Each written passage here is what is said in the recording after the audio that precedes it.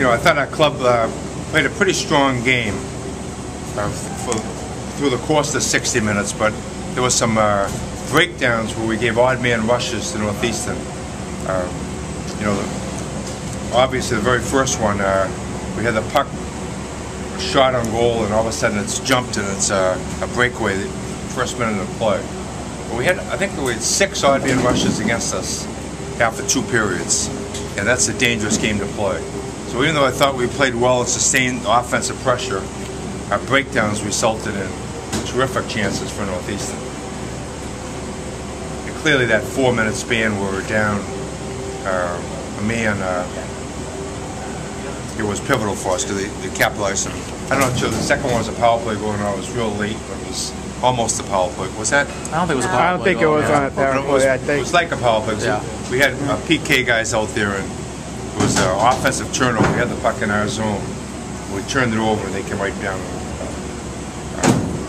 6-on-5, we had, just prior to the 6-on-5, we had a great chance with Stevie Whitney come out of the corner, and Wallings made an outstanding save on him. We had full control, come out in front of the net, and they were looking at a 3-3 tie, and the kid made a really good save there. I thought Northeastern certainly is a much improved team from when we saw them in November, but we've known that because we've watched games, we've been scouting, we haven't played them, but they're certainly viable contender for home ice here. What do you take from this game in preparation for Sunday? Well, I think clearly that we can't give up the offensive chances we did.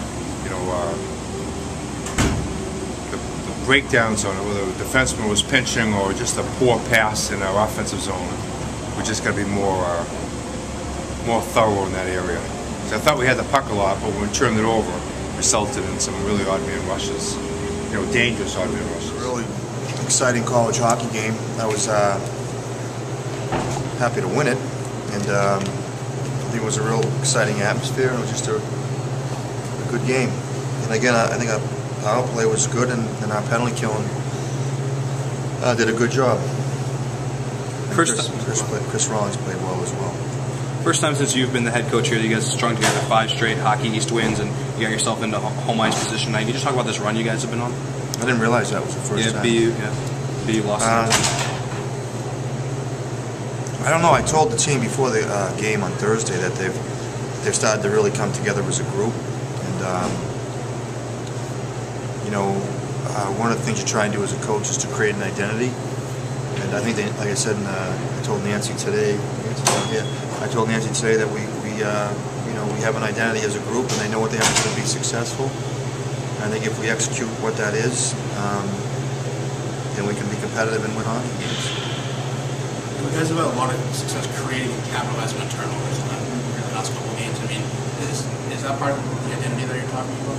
Yeah, I mean, a lot of people don't like the word defense, like it's not like sexy enough, but it's funny. New Jersey Devils, I think they're the 6th best team in the National Hockey League, and they get the 2nd best goals against.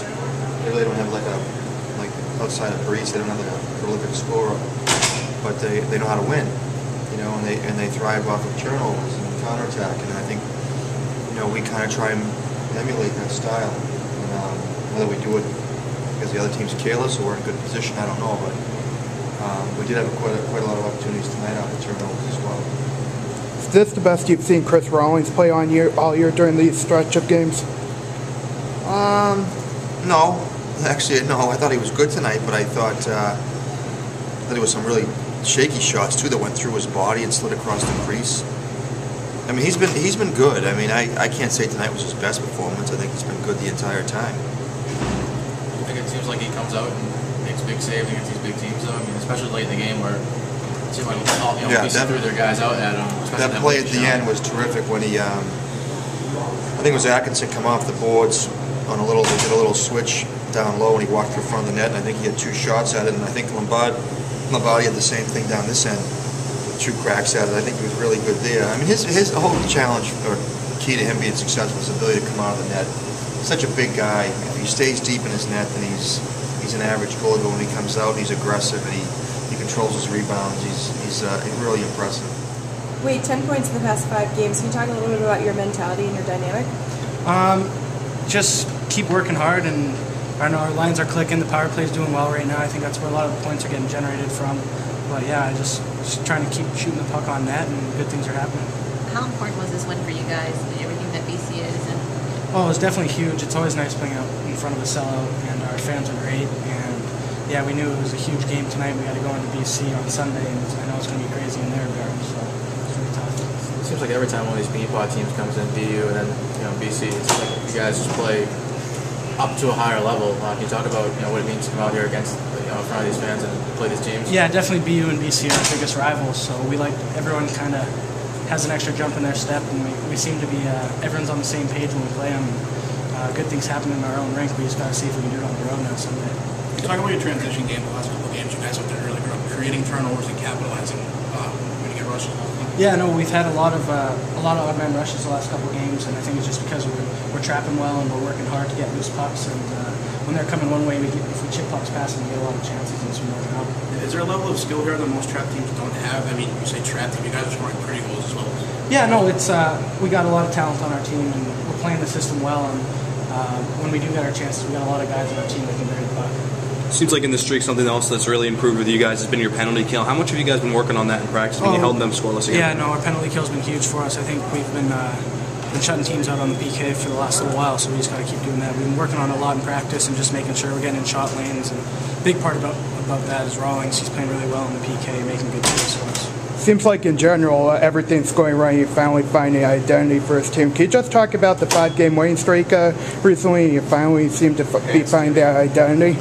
Yeah, no, just all these games, I think, the big part about the winning streak, I think, is our special teams. We're doing well in the power play, and we're shutting teams out on the PK, and that can win hockey games in the last 5 games. I think that's what's contributed most to our success.